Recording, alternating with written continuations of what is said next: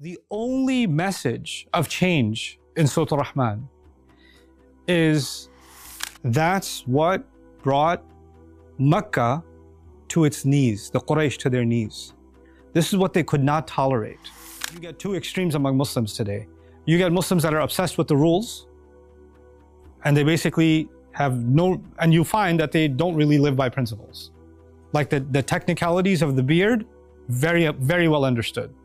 The difference of opinion among the fuqaha on how long the beard should be, on how high the pants should be, and what kind of haircut is allowed, what kind of haircut is not allowed. They can discuss that to ends of the earth. The technical details. No regard for what? And you can see it. You can see there's no regard for the principles. And then there's the extreme opposite reaction. The extreme opposite reaction is Islam is just principles. These rules are useless. So long as you're following the principles, good job. Allah subhanahu wa ta'ala gave the Quran to this world over a course of 23 years. And the majority of the surahs that were revealed to the Prophet sallallahu alaihi wasallam were revealed to him in Makkah. So 2/3 of the Quran was given to him in Makkah. And the last 1/3 of the Quran was given to the Prophet sallallahu alaihi wasallam in Medina. Now, in Makkah, the message of Islam looked very different practically than the message of Islam in Medina. The message of Islam in Mecca did not have anything to do, for the most part, it did not have to do with details about how to slaughter an animal. It had nothing to do with performing Hajj. It had nothing to do with fasting in Ramadan. It had nothing to do with clothing guidelines. It had nothing to do with inheritance laws. So many of the things that you think when someone is Muslim and someone's Islamic and someone's observing their religion, none of those things were there for 13 years in Makkah. So if you were a Muslim or you accepted Islam in Makkah and then you died before Hijrah happened, and the only Islam you knew was the Islam of Makkah, then your Islam would look very different than the Islam that we see in front of us today. Another important thing, that Allah Azza wa Jal gave the message of the Quran unified by surahs. So Surah Al-Asr is a message. Surah Al-Fatiha is a message. Surah Al-Rahman is a message. These are all packaged messages from Allah. Allah calls them Risalati Rabbi, right? The Prophet ﷺ is told to say, these are messages of my master, right? And a message is a complete unit. It has a beginning, middle, and end, and it's one full concept, a full idea, right? Now, I want you to use your imagination, and I want you to analyze this with me. Let's take the example of, say, Surah Al-Rahman, and I recited some ayat of Surah Al-Rahman to you in the beginning. It's a longer, relatively longer Makki surah. It's not very small, and it deals with many subjects. It talks about the favors of Allah, it talks about Judgment Day, it talks about a description of Jahannam, it talks about the two different pairs of gardens in Jannah. So it's got many subjects. But if you ask practically, so Allah described people of Jahannam and Allah described people of Jannah. But in this message, Surah Al-Rahman, what does He want from people? If somebody only heard Surah Al-Rahman, that's the only Islam. It's very possible, by the way, if you lived in Mecca, that you didn't hear the whole Quran, you only heard some of it. Yeah? Like for example, the jinn only heard a little bit of Quran and then they reacted. That's in Surah Al-Ahqaf, also in Surah Al-Jinn, right? So if you only heard Surah Al-Rahman, then you would say, okay, some people are going to be in trouble on Judgment Day, and some people are going to be لِمَنْ خَافَ مَقَامَ رَبِّهِ جَنَّتَانِ. Whoever was afraid that they're going to stand in front of their Rabb, there's going to be a trial. Whoever is afraid of that trial is going to get 2 gardens. That's the message of Surah Al-Rahman. But okay, fine, I'm afraid. What do you want me to do? What do you need me to do practically? What do I need to change? The only message of change in Surah Al-Rahman is أَلَّا تَطْغَوْا فِي الْمِيزَانِ. Don't be corrupt when it comes to the scale. Don't be corrupt in the scale. وَأَقِيمُوا الْوَزْنَ بِالْقِسْطِ. Establish the scale with justice. وَلَا تُخْسِرُوا الْمِيزَانِ. And don't shortchange in the scale. And what is simply, if somebody heard لَا تُخْسِرُوا الْمِيزَانِ, you know what they would think? They would think, okay, if I sell rice and I'm going to put the weight on one side and rice on the other, if I just cheat just a little bit, give my customer maybe 5% less, nobody will notice, right? This is لَا تُخْسِرُوا الْمِيزَانِ. But mizan is a broader concept. I owe money to someone, that's part of mizan, I better pay it back. I did something wrong, I damaged somebody's property, I have to pay repairs, or I have to undo the damage. This is also part of mizan. There's a crime that's happened, justice has to be served. That's also mizan. Every court system in the world, they have a scale as their symbol, because mizan means justice, to balance things out. And to 100 different people listening to this, they have to think about where the mizan is messed up in their life, right? It's not everybody has the same problem. Not everybody has to weigh the same things. So everybody has to figure out their own mizan. But Allah did not give specific instructions about when you are running a business, do this. And when you are in government, do this. And when you are a student, do this. And when you are an employee, do that. He didn't. He just said, لا تطغوا في الميزان وأقيموا الوزن بالقسط ولا تخسروا الميزان. What was the Quran telling people 2/3 of the time?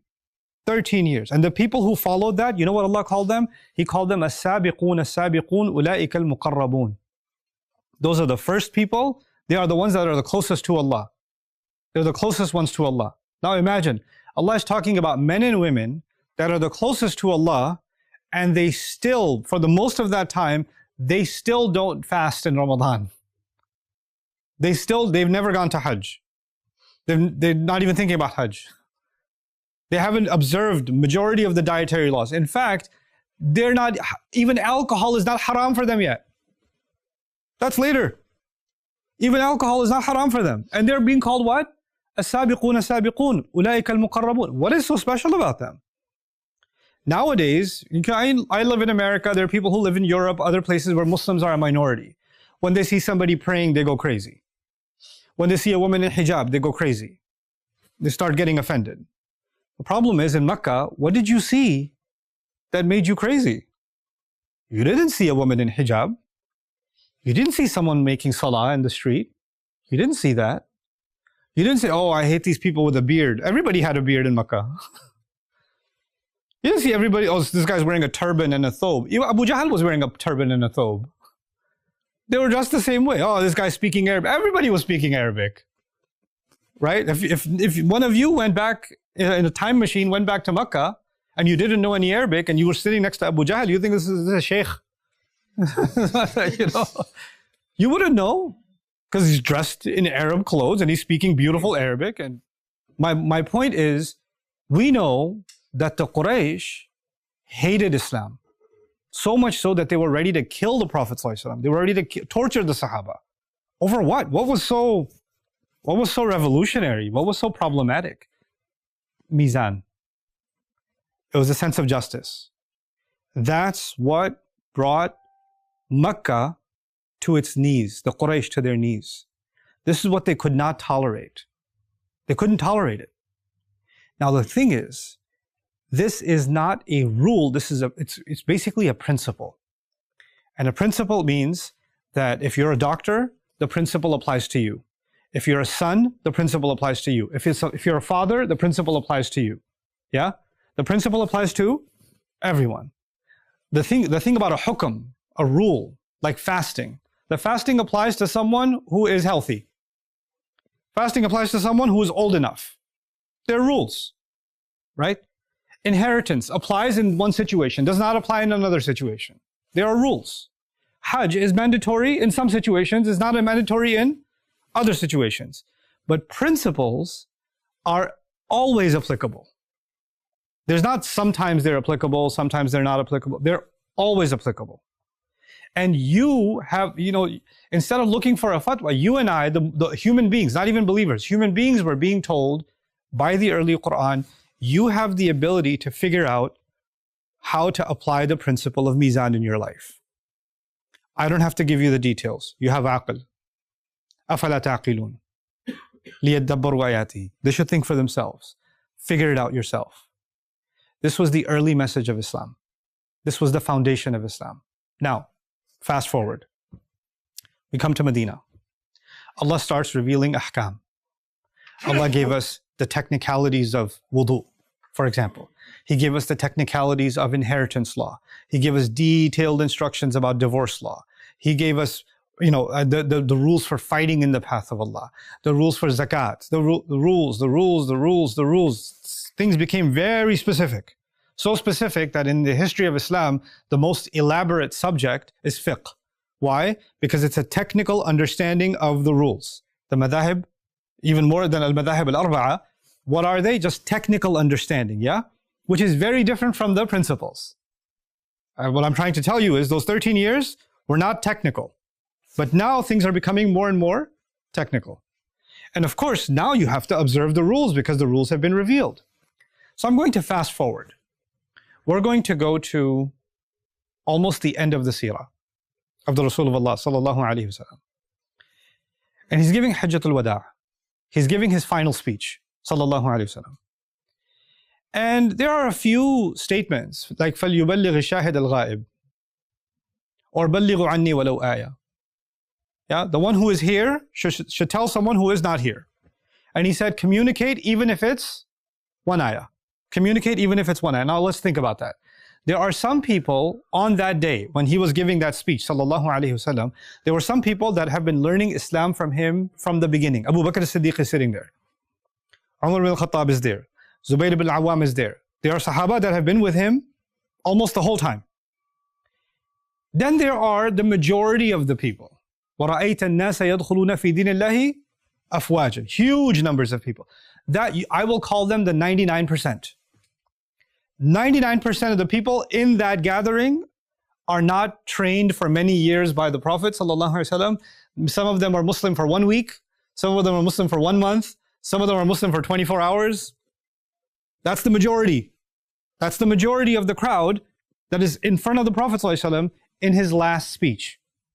The minority is the close Sahaba. The majority are basically new Muslims, fresh.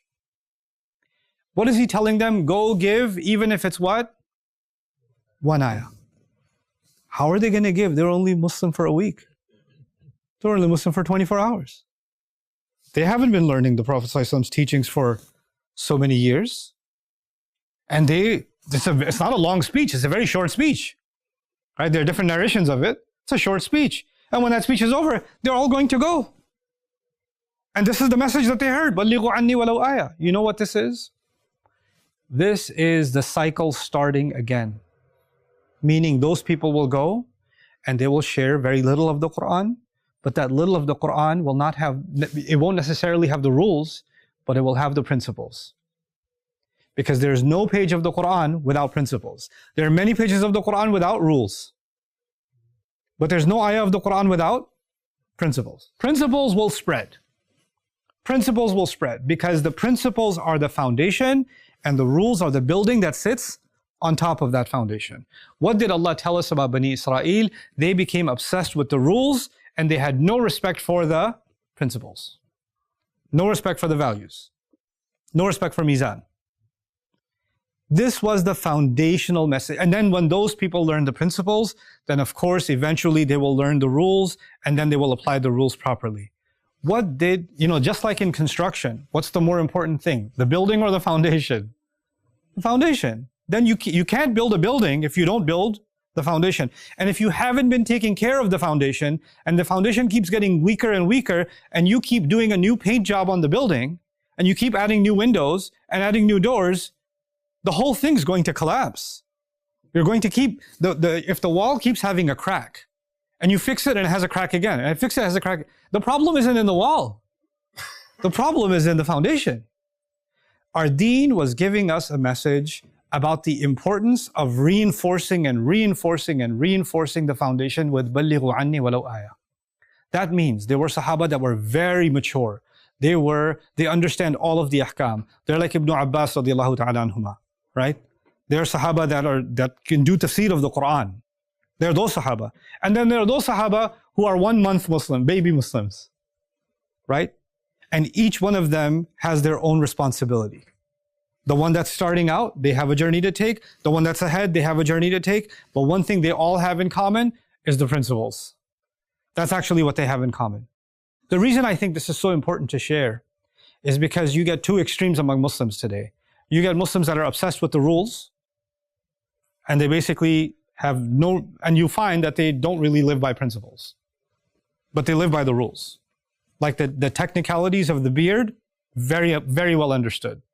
The difference of opinion among the fuqaha on how long the beard should be, on how high the pants should be, and what kind of haircut is allowed, what kind of haircut is not allowed, what did Imam Malik say, what Imam Shafi'i said, what Abu Hanifa said, rahimahullah, etc., etc.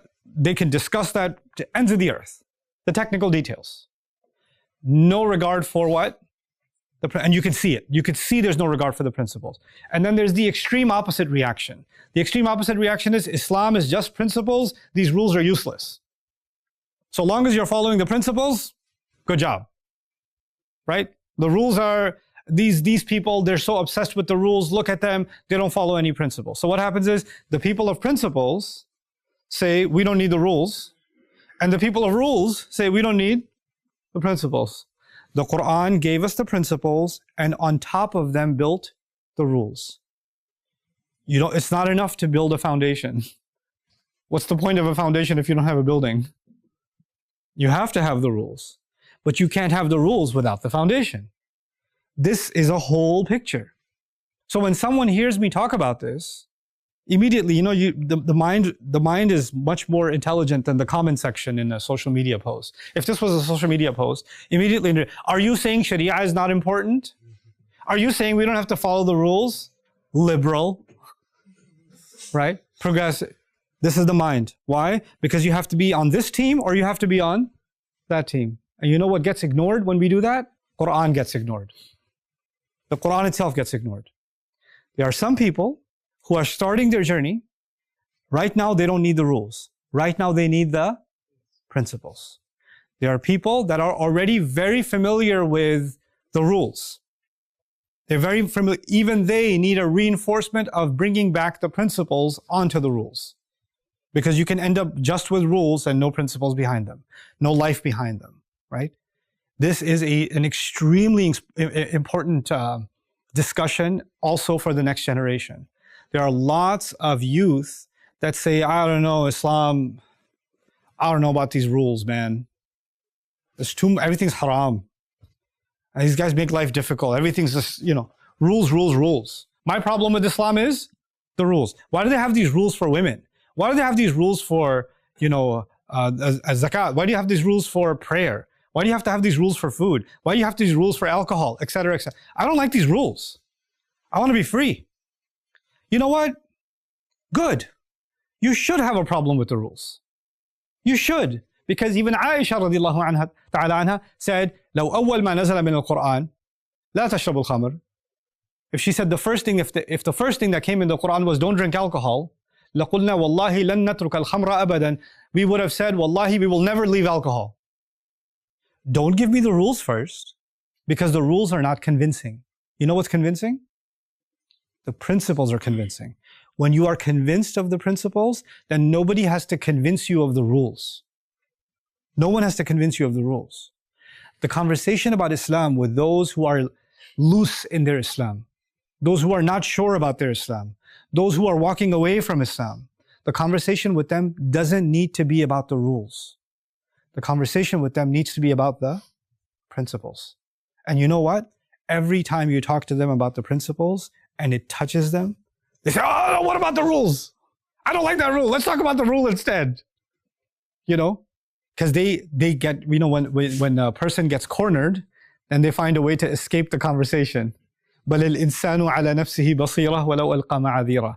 But any one of you, especially the youth that are engaged in da'wah, you know friends that talk about the rules. You know friends that say this rule doesn't make sense, that doesn't. And you fall into that conversation and start defending the rule this way or that way or the other way.